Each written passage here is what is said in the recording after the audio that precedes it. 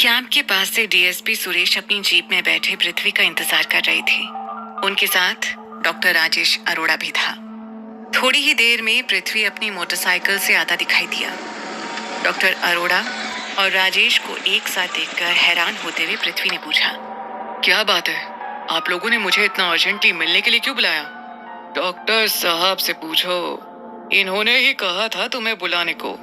DSP Suresh ने doctor Arora की तरफ इशारा करते हुए कहा, मुझे एक बात पता चली है। फादर अग्निवेश को तो आप जानते ही होंगे। उनका विश्वास है कि ये सब जो हत्याएं हो रही हैं, इसके पीछे जंगल के किसी आदिवासी कल्ट का हाथ है। सब लोगों को शायद पता ना हो, लेकिन भारत सरकार का एक पैरानॉर्मल विभाग भी है। अब जैसे सारे सरकारी विभाग होते हैं वैसे ही ये भी है, लेकिन उसमें मेरे एक फ्रेंड से मुझे जानकारी मिली है कि फादर अग्निवेश को किसी परालौकिक शक्ति का पता चला है और वो अपने कुछ मिशनरी एक्सोर्सिस्ट के साथ उसको मारने या पकड़ने जाने वाले हैं। डॉक्टर अरोड़ा ने उन दोनों को बताया। अजीब बात है, अग्निवेश क्या करेगा उसके बारे में पैरानॉर्मल विभाग को कैसे पता है? पृथ्वी ने अपना डाउट जाहिर किया। अब ये सब तो नहीं पता, लेकिन शायद हमें एक बार अग्निवेश से मिल लेना चाहिए। लेकिन तुम इस सब में इतना इंटरेस्ट क्यों ले रहे हो? सुरेश ने पूछा। अब क्या बताऊं, उस महिला सरला और उस विदेशी हरमन गोम्स के पोस्टमार्टम के बाद से दिमाग भन्नाया हुआ है। अंदर एडवेंचर का कीड़ा भी है और वो कुल बुला रहा है। मैं खुद यार एक बार पैरानॉर्मल एक्टिविटीज एक्सपीरियंस करना चाहता हूँ। अति उत्साहित होते हुए डॉक्टर राजेश अरोड़ा ने कहा। उसकी इस बात को सुनकर डीएसपी सुरेश ने अविश्वास से सिर पकड़ लिया। पृथ्वी ने एक ठंडी सांस ली और डॉक्टर से बोला, हाँ, यहाँ कत्ल हो रहे हैं डॉक्टर साहब। ये कोई फिल्मी शूटिंग नहीं है। आपको पता भी है, आप जो सो कॉल्ड एडवेंचर चाहते हैं उसके रिजल्ट अनसर्टेन होते हैं। खुद आपके साथ कोई हादसा हो सकता है। कुछ भी हो यार, मैं एक बार इसे एक्सपीरियंस करना चाहता हूँ। और हमें वैसे भी अग्निवेश के साथ जाना चाहिए, कहीं वो कोई ड्रामा करके मिशनरी प्रोपेगेंडा ना फैलाना चाहता हो। डॉक्टर अरोड़ा की आखिरी बात में दम था। डीएसपी सुरेश और पृथ्वीराज ने एक दूसरे को देखा और जैसे उन दोनों के बीच एक मूक सहमति बनी हो। फिर वो सब फादर अग्निवेश के टेंट की ओर बढ़ चली। फादर अग्निवेश उनको अपने आदमियों के साथ बाहर ही मिल गए। थोड़ी बहुत फॉर्मेलिटी के बाद डीएसपी सुरेश ने उनसे पूछा, आप लोग कहीं जाने की तैयारी कर रहे हो क्या? जी ऑफिसर, हमारे मिशन को जंगल में सक्रिय शैतानी शक्ति के स्रोत का पता चला है। हम उसे ही नष्ट करने जा रहे हैं। मैं आपको आगाह कर रहा हूँ, इस सब में आप कानून हाथ में मत ले लीजिएगा। डीएसपी सुरेश न्यू को एक तरह से वार्निंग देते हुए कहते हैं, आपको अगर अविश्वास है तो आप हमारे साथ चल सकते हैं ऑफिसर। हमारे लोग काफी समय से उस चुड़ैल की जासूसी कर रहे हैं। सुरेश ने मुड़कर डॉक्टर अरोड़ा और पृथ्वी की ओर देखा। उन दोनों ने सिर हिला के हाँ में जवाब दिया। फिर करीब 4 बजे चर्च की 2 गाड़ी और सुरेश की जीप डॉक्टर अरोड़ा और पृथ्वी को लेकर घने जंगल में बढ़ रही थी। जंगल को पार करके लगभग दूसरे तरफ के कस्बे को जाने वाली कच्ची सड़क से कट के चर्च की गाड़ियां और गहरे जंगल की तरफ जाते कच्चे रास्ते पे मुड़ी तो पृथ्वी का दिमाग सनका। उसे ध्यान आने लगा कि यह वही रास्ता है जहां उसे एक बार अंबिका की बहन अरण्य मिली थी। फिर थोड़ी दूर जाकर उनका काफिला थम गया और आगे वही झोपड़ी सी थी जहां पर पृथ्वी अरण्य से मिला था। फिर चर्च की गाड़ियों से अग्निवेश व उसके आदमी उतर के उस झोपड़ी को घेरने लगे। उनके हाथों में लंबे भाले जैसे थे। कुछ के पास 2 नाली व रिवॉल्वर भी थे। खुद अग्निवेश के हाथ में धार्मिक चिन्ह व एक पानी का फ्लास्क था। सुरेश ने भी अपना सर्विस रिवॉल्वर हाथ में ही ले लिया था। वो तीनों जीप के पास ही रुके हुए थे। झोपड़ी से बहुत ही हल्की हल्की आवाज आ रही थी। फादर अग्निवेश ने अपने साथी को इशारा किया और वो धीरे धीरे झोपड़ी के पास बढ़ने लगा। फिर उसने अजीब सी सीटी बजाई। कुछ पल सन्नाटा बना रहा और फिर एक बहुत तेज चिंघाड़ने की आवाज आई। पृथ्वीराज व उसके साथी एकदम से चौंक गए। फादर अग्निवेश और उसके साथी एकदम से आक्रामक स्टांस में आ गए। फिर एक तेज चीख के साथ दरवाजा टूटा और एक आदमी झोपड़ी के अंदर से बाहर आकर गिरा। उसके मुंह से खून बह रहा था और वो वहीं जमीन पर ढेर हो गया। फिर फादर अग्निवेश ने इशारा किया और उसके कुछ साथियों ने मशाल जलाकर झोपड़ी पर फेंक दी। कुछ ही देर में वो कच्ची झोपड़ी धू धू कर चलने लगी। तभी एक भयानक दहाड़ने की आवाज आई और उस झोपड़ी की जलती छत को तोड़ते हुए एक साया बाहर कूदा। ये करीब 6.5 फुट की महिला थी। उसका रंग शेरनी के समान सुनहरा भूरा था और बाल भी सुनहरे थे। शरीर पर कपड़े नहीं थे। हाथ पैरों की उंगलियों में तेज धारदार पंजे थे। उसके हाथ में लोहे की जंजीरें बंधी थी। पृथ्वी ने उसे ध्यान से देखा। वो अरण्य ही थी। फादर अग्निवेश और उनके साथियों ने उसे चारों तरफ से घेर लिया। उनमें से एक ने उस पर गोली चला दी। बहुत तेजी के साथ वो एक ओर हटकर गोली से बची और उस पर छलांग लगा दी। फिर उसने उसे उठाकर दूर फेंक दिया। सख्त चट्टान पर उसका सिर लगा और वो पके बेल की तरह फट गया। अपने एक साथी का ये हाल देखकर उन सभी की आंखों में खून उतर आया और उन्होंने उस पर एक साथ हमला कर दिया। अरण्य फुर्ती से एक तरफ कूद के उनके हमलों से बची। फिर उसने अविश्वसनीय ताकत दिखाते हुए हाथों की जंजीरों को कच्चे धागे की तरह तोड़ दिया। तभी एक आदमी का भाला उसके कंधे में आकर लगा और वो टूट गया। उसने टूटे भाले समेत उस आदमी को उठाया और एक स्विंग दिया। वो आदमी पीछे अपने साथियों पर जा गिरा। अरण्य की नजर पृथ्वी पर पड़ी और वो एक पल के लिए सन्न रह गई। तभी उसके सन्न होने का फायदा उठाते हुए 2 लोग उसके पीछे से आकर उसकी पीठ पर भाले से वार कर गए। उसके मुंह से हल्की सी चित्कार निकली और उसने पीठ से भाले को निकालकर उनकी तरफ फेंक दिया। भाले उन दोनों के सीने पे लगे और उसका वेग इतना जोरदार था कि वो दोनों भाले समेत उड़ते हुए पीछे जलते झोपड़े पे जा गिरे। उसके इस जोरदार हमले से सभी एक पल को सकते में आ गए और अरण्य ने उस पल का फायदा उठाया। वो तेजी से जलते झोपड़े के पार कूदी और फिर वहां से पेड़ों पर से कूदते हुए गहरे जंगलों में गायब हो गई। फादर अग्निवेश और उसके बचे हुए साथी हाथ मलते रह गए। इधर पृथ्वी की हालत ऐसी थी मानो उसे कोई बहुत बड़ा सदमा लगा हो। फिर अचानक उसे अंबिका का ध्यान आया जो इस वक्त हवेली पर ही थी। शाम होते ही राजा उग्र नारायण की कार हवेली में आकर रुकी। उसमें राजा के साथ वो विदेशी महिला भी थी। फिर राजा साहब उस विदेशी महिला के साथ ऊपरी हिस्से पर बने अपने रेस्ट रूम में चले गए। एक नौकर ने जाकर अंबिका को बताया कि राजा साहब हवेली लौट आए हैं और उनके साथ वो विदेशी महिला भी है। उसने नौकर से पूछा कि वो कहाँ है, तो उसने बताया कि वो दोनों ऊपरी हिस्से पर बने राजा साहब के रेस्ट रूम में है। अंबिका बेचैनी से इधर उधर टहलने लगी। फिर वो हवेली के पिछले खुले हिस्से की तरफ चल दी। ओपन में आकर उसने अंदाजे से रेस्ट रूम की तरफ देखा। सबसे ऊपर एक तरफ उसे बड़ी बड़ी शीशे लगी खिड़कियां दिखाई दी। अंबिका उन खिड़कियों के नीचे पहुंची। फिर उसने इधर उधर देखा और एक लंबी छलांग लगाकर खिड़की के मुंडेर पर पहुंच गई। अंदर राजा साहब कपड़े बदलकर लॉन्ग की तरफ बढ़ रहे थे और वो विदेशी महिला भी अपने कपड़े उतार रही थी। फिर राजा साहब आराम से लॉन्ग पे लेट गए। उधर वो महिला सिर्फ लॉन्ड्री में अपने व राजा साहब के लिए ड्रिंक बनाते हुए कुछ कह रही थी। वो अंग्रेजी में बातें कर रहे थे इसलिए अंबिका को उनकी बातें समझ में नहीं आ रही थी।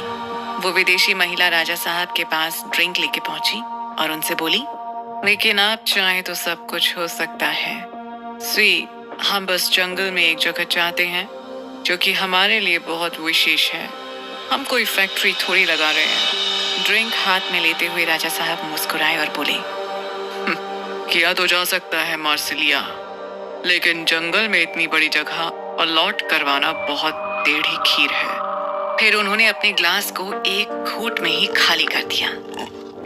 लेकिन आपके पास तो काफी पावर है। कई MP MLA आपके अंडर में है।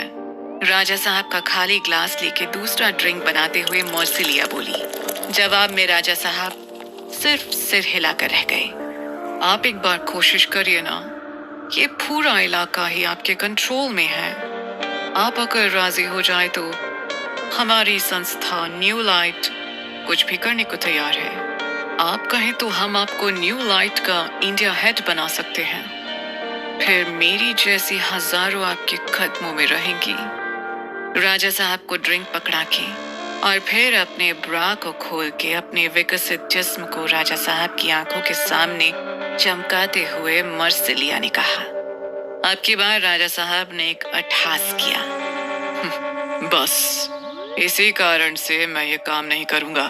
तुम लोगों को लगता है कि यहाँ भारत में सभी राजा चमड़ी खोर हैं।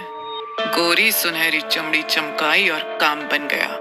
आपको लगा कि राजा उग्र नारायण को भी आप अपने वश में कर लेंगी मैडम मर्सिलिया, लेकिन आपने अभी राजा उग्र नारायण को समझा नहीं।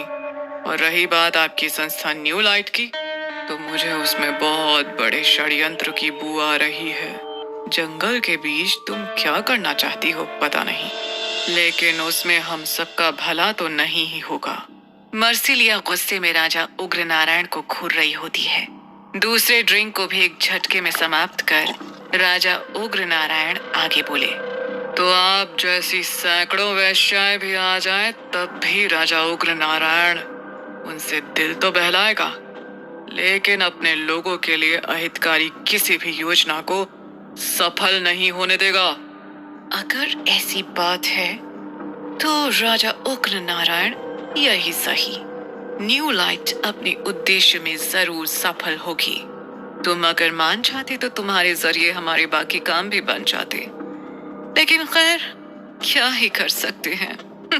अब जब तुम ही हमारे रास्ते की अड़चन बन बैठे हो तो आज मैं ये अड़चन दूर ही कर देती हूँ। इतना कहकर मर्सिलिया खौफनाक अंदाज में राजा उग्र नारायण की तरफ बढ़ी।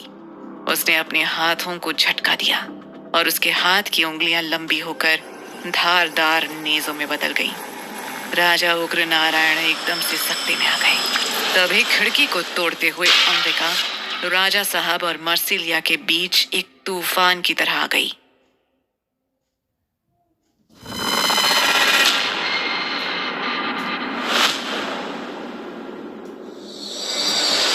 अंबिका के इस प्रकार से बीच में आने से मर्सिलिया एक सेकंड के लिए चौंक गई। इधर राजा साहब को भी समझ में नहीं आया कि ये सब क्या हुआ। उन्होंने आज सुबह ही अंबिका को पहली बार अपने बेटे पृथ्वीराज के साथ देखा था। तुम्हारे काइंड ने हमें बहुत नुकसान पहुंचाया है, आज तुम्हारा हिसाब कर ही देती हूँ, मर्सिलिया ने अंबिका को धमकाते हुए इंग्लिश में कहा।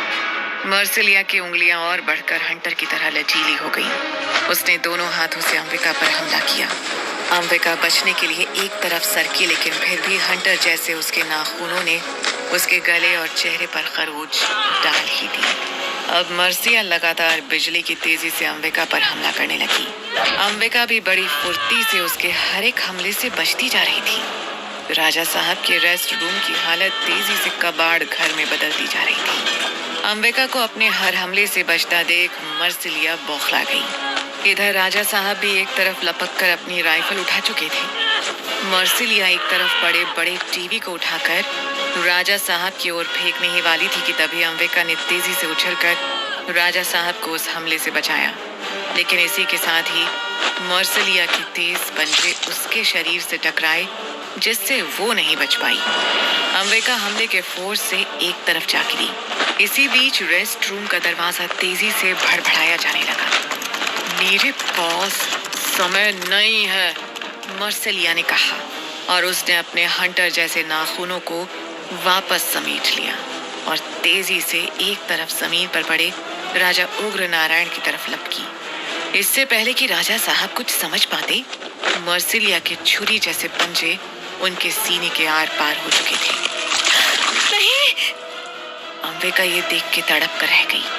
तुझे मैं नहीं छोड़ूंगी, वो तेजी से चिल्लाते हुए मर्सिलिया पर कूदी। लेकिन मर्सिलिया फुर्ती से एक मेज उसकी तरफ फेंक के खिड़की तोड़कर भाग निकली। उसका पीछा करने की जगह अंबिका राजा साहब की तरफ लपकी। अंबिका ने राजा साहब को अपनी गोद में सीधा किया ही था कि रेस्ट रूम का दरवाजा तोड़ दिया गया। कुछ नौकर, गार्ड्स, डॉक्टर राजेश अरोड़ा और सुरेश के साथ पृथ्वी ने अंदर प्रवेश किया था। अंबिका की गोद में अपने लहूलुहान पिता को देखकर पृथ्वी की आंखों में खून उतर आया। इससे पहले कि अंबिका अपनी सफाई में कुछ कह पाती, पृथ्वी ने चिल्लाते हुए अपनी पिस्तौल से उस पर गोलियां चलानी शुरू कर दी। सिचुएशन को हाथ से निकलता देख अंबिका भी टूटी खिड़की से भाग निकली। पृथ्वी तेजी से अपने पिता के पास पहुंचा, लेकिन तब तक उसके पिता राजा उग्र नारायण होश खो चुके थे। हेलीकॉप्टर से जब तक राजा उग्र नारायण को इमरजेंसी ट्रॉमा सेंटर लाया गया, उनके प्राण उड़ चुके थे। इस बीच वो एक बार होश में आए थे, जिसमें उन्होंने पृथ्वी से अपने कुछ आखिरी शब्द कहे थे। हवेली के पास की पुश्तैनी जमीन पर उनका दाह संस्कार किया गया। बड़े बड़े वीआईपी से लेकर साधारण आदमी तक उनकी शव यात्रा में शामिल हुए थे। अगले कई दिनों तक हवेली पर पृथ्वी को सांत्वना देने आए लोगों का तांता लगा हुआ था। सभी लोगों का हाथ जोड़कर विनम्रता से अभिवादन करते हुए पृथ्वी की आंखें अभी भी अंगारों की तरह लाल थी। वो चेहरा जो कभी अंबिका के ख्याल मात्र से ही खिल उठता था, आज उसके बारे में सोच के रेगिस्तानी पत्थर की तरह खुरदुरा हो रखा था। उसे 13 दिन गुजरने का इंतजार था। उधर फादर अग्निवेश अपने टेंट में बैठे कोई फाइल देख रहे थे। तभी एक देसी मिशनरी अंदर आता है। क्या खबर है विवेक? मैं पृथ्वीराज से मिला था। अब उनका गुस्सा पहले जैसा नहीं रह गया है। वो उस चुड़ैल से मिलना चाहते हैं और जानना चाहते हैं क्यों उसने राजा साहब को मारा। फादर अग्निवेश ने फाइल को एक तरफ रख दिया था। उसकी आंखों में चिंता दिखाई दे रही थी। थोड़ा सोचकर वो विवेक से बोले, और अगर ऐसा हुआ तो हमारे सारे किए कराए पर पानी फिर जाएगा। अगर उसने उसे सारी असलियत बता दी तो फिर वो हमारे पीछे पड़ जाएगा। राजा उग्र नारायण के मरने के बाद भले ही उसकी पॉलिटिकल पावर कुछ कम हो गई हो, लेकिन खत्म बिल्कुल नहीं हुई, जो हमारे लिए बहुत बड़ा खतरा बन सकता है। तो क्या उसका भी इंतजाम कर दिया जाए? विवेक ने कहा। नहीं, इस समय अगर हम अपनी चाल सही से चल सके तो एक पत्थर से 2 शिकार कर सकेंगे। तभी एक और मिशनरी सहयोगी अंदर आया और उसने बताया कि पृथ्वीराज उनसे मिलना चाहता है। अग्निवेश खुद ही टेंट के बाहर पृथ्वीराज से मिलने चले गए। आपका स्वागत है राजा पृथ्वीराज। गर्मजोशी से पृथ्वी का वेलकम करते हुए फादर अग्निवेश ने कहा, आपके पिताजी के बारे में सुनकर बहुत दुख हुआ। कहिए, मैं आपकी क्या सहायता कर सकता हूँ? मुझे आपसे ये जानना है कि उस दिन आप सब लोगों ने उस लड़की को कैसे ट्रेस किया था? पृथ्वी ने अग्निवेश से पूछा। अग्निवेश अपने चेहरे पर आ रही कुटिल मुस्कान को छुपाते हुए बोला, हमारे सदस्य काफी समय से उसका पीछा कर रहे थे। हमें उसके बारे में पता चला था कि वो कस्बों में जाकर खूबसूरत जवान मर्दों को अपनी काया से सिड्यूस करती और फिर एक खास दिन उनकी बलि चढ़ा देती थी। ऐसे ही